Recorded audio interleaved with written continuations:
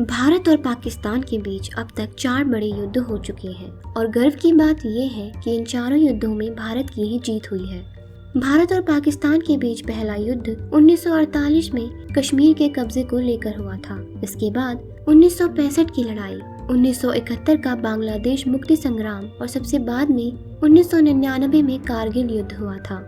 1965 के युद्ध को शांत करने के लिए दोनों देशों के बीच ताशकंद समझौता हुआ था। इस वीडियो में हम इस समझौते के परिणाम और उसकी विभिन्न परिस्थितियों के बारे में बताने जा रहे हैं। अगस्त 1965 के पहले सप्ताह में पाकिस्तान के 30,000 से 40,000 सैनिकों ने कश्मीर से लगी भारतीय सीमा में घुसने के लिए ऑपरेशन जिब्राल्टर चलाया था। इनका लक्ष्य कश्मीर के 4 ऊंचाई वाले इलाकों गुलमर्ग, पीर पंजाल, उरी और बारामुल्ला पर कब्जा करना था, ताकि अगर भारी लड़ाई छिड़े तो पाकिस्तान की सेना ऊंचाई पर बैठकर भारत की सेना के दांत खट्टे कर सके और अंत में कश्मीर पर कब्जा किया जा सके। भारत ने पाकिस्तान की इस चाल को भांप लिया और ऑपरेशन जिब्राल्टर को फेल कर दिया और इसी कारण दोनों देशों के बीच 1965 की लड़ाई शुरू हो गई। पाकिस्तान को चीन की तरफ से पूरा समर्थन मिल रहा था, लेकिन इस समय चीन के रूस और अमेरिका के साथ रिश्ते अच्छे नहीं थे। इसी कारण वो युद्ध में सीधे तौर पर भाग नहीं ले रहा था। चीन की भारत से चिढ़ का सबसे बड़ा कारण था नेहरू द्वारा दलाई लामा को भारत में शरण देना। चीन इस जंग को खत्म करवाने की जगह इसे लंबा खिंचवाने की फिराक में था, लेकिन अमेरिका और रूस नहीं चाहते थे कि दक्षिण एशिया में चीन का दबदबा बढ़े। इसलिए ये दोनों देश भारत के पक्ष में थे और युद्ध को जल्द ही खत्म करना चाहते थे। भारत की सेना ने पाकिस्तान की सेना को खदेड़ दिया और लाहौर के बाहर तक पहुंचा दिया। लेकिन 1965 की जंग के समय भारत के आर्मी चीफ थे जयंतो नाथ चौधरी। उनकी एक गलती के कारण भारत को पाकिस्तान से समझौता करना पड़ा और भारत को पाकिस्तान के जीते हुए सभी इलाके छोड़ने पड़े। भारत के आर्मी चीफ जयंतो नाथ चौधरी की गलती के बारे में तत्कालीन रक्षा मंत्री यशवंतराव चौहान ने अपनी डायरी में लिखा कि ये किताब 1965 war the inside story defence minister YB Chauhan's diary of India Pakistan war में आप पढ़ सकते हैं कि भारत की आर्मी चीफ डरपोक किस्म के इंसान थे। चौहान ने लिखा कि चौधरी बहुत जल्द डर जाते थे।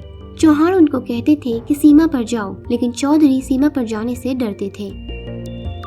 इस किताब के लेखक RD प्रधान का लिखा एक वाक्य जिसने भारत की जीत को हार में बदल दिया, वो इस प्रकार है।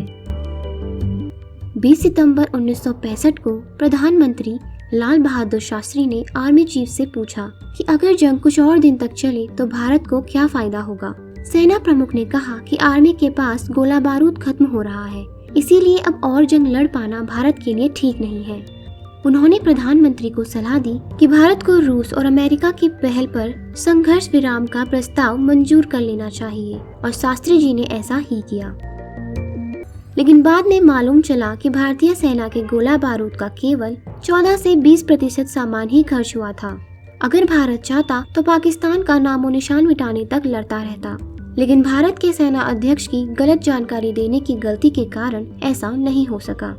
सेना अध्यक्ष की गलतियां इतने पर ही खत्म नहीं होती हैं। समझौते से पहले भारत की सेना लाहौर के बाहर तक पहुंच चुकी थी। इंडियन आर्मी आसानी से सियालकोट और लाहौर पर कब्जा कर सकती थी, लेकिन आर्मी चीफ ने शास्त्री को ऐसा करने से रोक दिया। जब पाकिस्तानी सेना ने पंजाब के खेमकरन पर हमला किया तो उस वक्त वहां भारतीय सेना के कमांडर हरबख्श सिंह पोजीशन पर थे। आर्मी चीफ ने हरबख्श सिंह से कहा कि वो किसी सुरक्षित जगह पर चले जाएं, लेकिन कमांडर हरबख्श सिंह ने अपनी आर्मी चीफ की सलाह को मानने से इनकार कर दिया। इसके बाद ही हुई थी असल उत्तर की भयंकर लड़ाई, जहां भारतीय सेना के हवलदार वीर अब्दुल हमीद ने जबरदस्त बहादुरी दिखाई थी। हमीद ने पाकिस्तान के कई पैटर्न टैंक बर्बाद कर दिए। 10 सितंबर की रात को भारत ने पाकिस्तान पर हमला किया था। ये हमला इतना भयंकर था कि पाकिस्तानी सेना अपनी 25 तोपों को छोड़कर भाग गई थी। टैंक का इंजन चल रहा था, यहाँ तक कि उसमें लगे वायरलेस सेट चालू थे। आप इस मंजर से अंदाजा लगा सकते हैं कि पाकिस्तान की इस युद्ध में कितनी बुरी हालत हुई होगी। ये हार और भी बदतर होती अगर शास्त्री जी को गलत जानकारी ना दी गई होती और ताशकंद समझौता ना हुआ होता। आइए अब जान लेते हैं ताशकंद समझौते के बारे में। भारत के पास गोला बारूद खत्म होने की गलत सूचना और लाहौर के ठीक बाहर भारतीय सेना का पहुंच जाना, ये दोनों ही परिस्थितियां थी जिसके कारण दोनों देश समझौते के लिए तैयार हुए थे। इन स्थितियों में भारत को सिर्फ सोवियत पर ही भरोसा था। इसलिए सोवियत ने जनवरी 1966 के पहले हफ्ते में समझौते की शर्तों पर विचार करने के लिए भारत और पाकिस्तान को ताशकंद बुलाया। ताशकंद उज्बेकिस्तान में आता है और उस समय सोवियत संघ का हिस्सा था। चीन से 1962 की शर्मनाक हार के बाद भारत की सेना को शास्त्री जी से उम्मीद थी कि वे समझौते से पाकिस्तान के जीते हुए इलाके लौटाने की बात स्वीकार नहीं करेंगे, और शास्त्री जी ने भी वादा किया था कि सेना के जवानों का बलिदान व्यर्थ नहीं जाएगा। शास्त्री जी चाहते थे कि समझौते की शर्तों में नो वॉर क्लोज भी शामिल हो, यानी पाकिस्तान की तरफ से यह आश्वासन दिया जाए कि आगे कभी वो भारत से लड़ाई नहीं करेगा। अयूब इसके लिए राजी भी हो गए थे। उन्होंने मान लिया था कि भारत के साथ अपने विवाद सुलझाने के लिए पाकिस्तान कभी भी सेना का सहारा नहीं लेगा, लेकिन भुट्टो ने उन्हें धमकाया, कहा कि पाकिस्तान में लोगों को बता देंगे कि अयूब ने देश के साथ गद्दारी की है। इसी कारण अयूब ने नो वॉर क्लोज को समझौते में शामिल करने से इनकार कर दिया। दोनों देशों के बीच 10 जनवरी 1966 की तारीख को समझौते पर लाल बहादुर शास्त्री और पाकिस्तान के राष्ट्रपति अयूब खान ने हस्ताक्षर किए। समझौते में तय हुआ कि जंग से पहले दोनों देशों की जो स्थिति थी वही बनी रहेगी।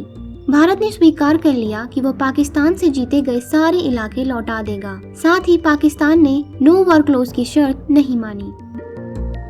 शास्त्री जी ने इतना हारा हुआ समझौता क्यों किया, इस बारे में सब कुछ रहस्य ही रह गया। इस प्रकार भारत सैनिकों की जाबाजी से जीती गई जंग नेताओं के समझौते की टेबल पर की गई नाकामी से बेकार चली गई। 10 जनवरी 1966 अर्थात समझौते का दिन शास्त्री जी की जिंदगी का आखिरी दिन साबित हुआ। रात करीब 9:30 बजे का वक्त था और पूरा प्रोग्राम निपट गया था। अयूब और शास्त्री जी ने आखिरी बार हाथ मिलाकर विदा ली।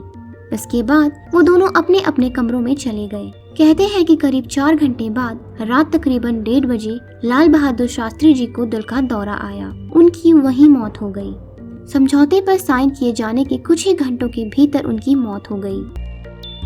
शास्त्री जी की मौत को लेकर कई तरह के कयास लगाए जाते हैं। कोई कहता है कि अमेरिका का हाथ, कोई पाकिस्तान का हाथ, कोई कहता है कि जहर दिया गया था, और कई तरह की कॉन्स्पिरेसी थ्योरीज भी हैं। वर्ष 1966 में रॉबर्ट ट्रम्बुल नाम के एक पूर्व CIA अधिकारी ने कहा था कि शास्त्री जी के मौत के पीछे CIA का ही हाथ था, लेकिन सोवियत रूस ने कहा कि शास्त्री जी को दिल का दौरा आया था। ऐसा हो सकता है कि शास्त्री जी को इस बात की चिंता सता रही हो कि उन्होंने देश के लोगों से किया वादा पूरा नहीं किया। वो जानते थे कि इस समझौते से भारत में सब बहुत नाराज होंगे। भारतीय सेना सबसे ज्यादा मायूस होगी। शायद यही तनाव रहा हो और उन्हें दिल का दौरा पड़ा हो। आइए जानते हैं शास्त्री जी की मौत से जुड़े कुछ अनसुलझे प्रश्न। नंबर 1, उनका पोस्टमार्टम क्यों नहीं कराया गया था? नंबर 2, उस दिन उनके निजी रसोइया रामनाथ ने खाना नहीं पकाया था। उस समय रूस में भारत के राजदूत थे TN कॉल, उनके ही शेफ जान मोहम्मद ने खाना बनाया था। नंबर 3, आमतौर पर लीडर्स जिस कमरे में रुकते हैं उसमें एक घंटी लगी होती है ताकि जरूरत पड़ने पर किसी को बुलाया जा सके, मगर शास्त्री जी के कमरे में कोई घंटी नहीं थी। नंबर 4, रामनाथ को एक कार ने धक्का मार दिया था और उनकी याददाश्त चली गई थी। इस प्रकार ताशकंद समझौते के कारण भारत युद्ध जीत कर भी हार गया और पाकिस्तान युद्ध हार कर भी नहीं हारा। काश इस समझौते में नो वॉर क्लोज स्वीकार कर लिया होता तो शायद इन दोनों मुल्कों के बीच कुछ शांति का माहौल होता।